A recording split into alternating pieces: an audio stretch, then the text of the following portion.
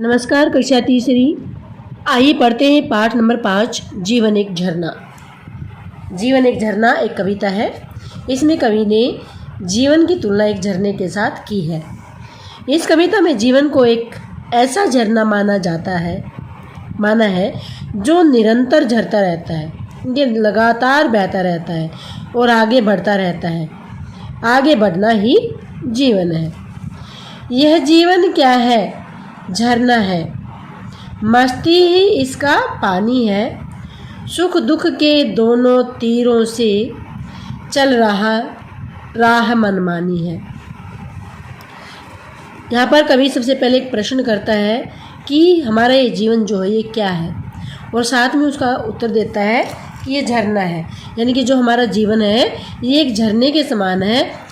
इसका हमारी जो जीवन की मस्ती होती है वह इस जीवन रूपी झरने का पानी है, और हमारे जीवन में आने वाले सुख और दुख इस झरने के दो किनारों के समान हैं।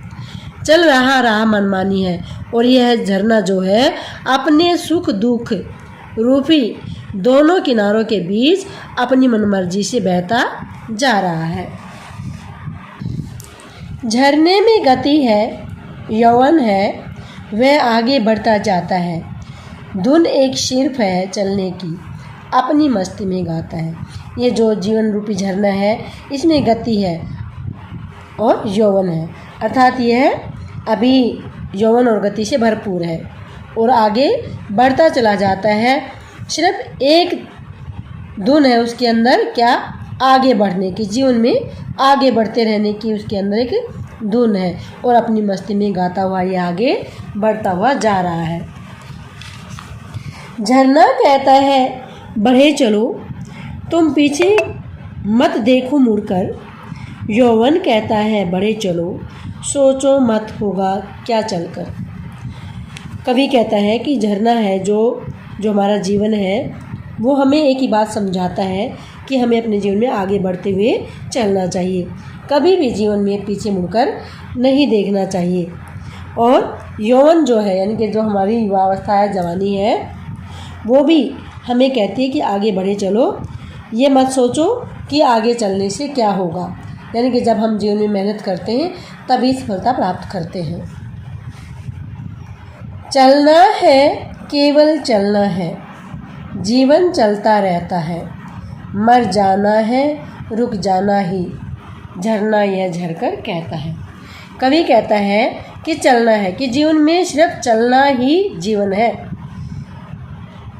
जीवन चलता रहता है, यानी कि जब तक जीवन है, जब तक इंसान चलता रहता है, ये चलने का नाम ही जीवन है। प्रगतिशील रहने का नाम ही जीवन है। रुक जाने का अर्थ होता है मर जाना, यानी कि अगर हम जीवन में सुस्त रहते हैं, कोई काम नहीं करते हैं, तो उसका मतलब है मर जाना।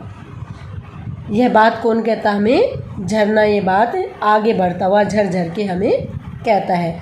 तो प्यारे बच्चों, इस कविता के माध्यम से हमें पता चला कि जीवन में आगे बढ़ने का यानी कि प्रोग्रेसिव होना ही जीवन कहलाता है, और रुक जाना, किसी काम से हार मान लेना ही मौत के समान होता है। प्यारे बच्चों, आप इस कविता को जीवन एक झरना को लय में गा करके सुनाएंगे, याद करेंगे। तो प्यारे बच्चों, कविता का पढ़ने के बाद अब हम शब्द भंडार करेंगे।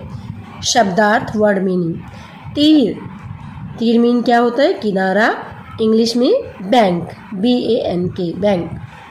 राह, रास्ता, पाथ। गति, चाल, जोश और स्पीड। यौवन, जवानी, यूथ।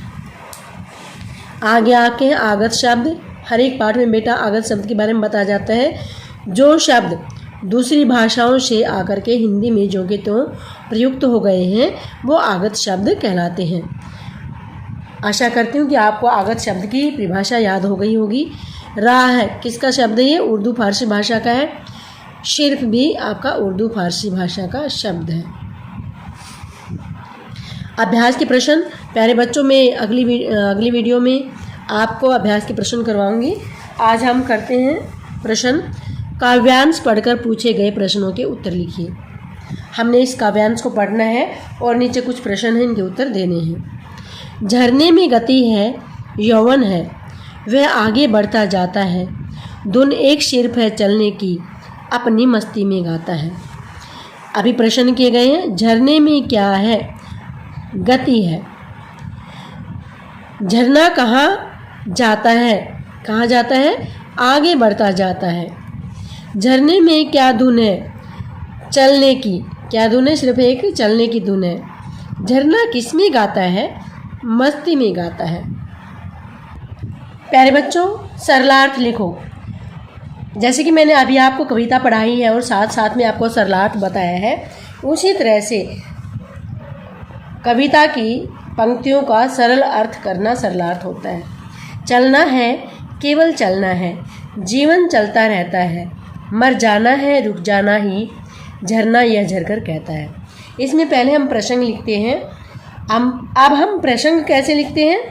प्रस्तुत पंक्तियाँ हमारी हिंदी पाठ्य पुस्तक में लिखित कविता जीवन एक झरना से ली गई हैं, जिसमें कवि ने जीवन की तुलना एक झरने के साथ की है।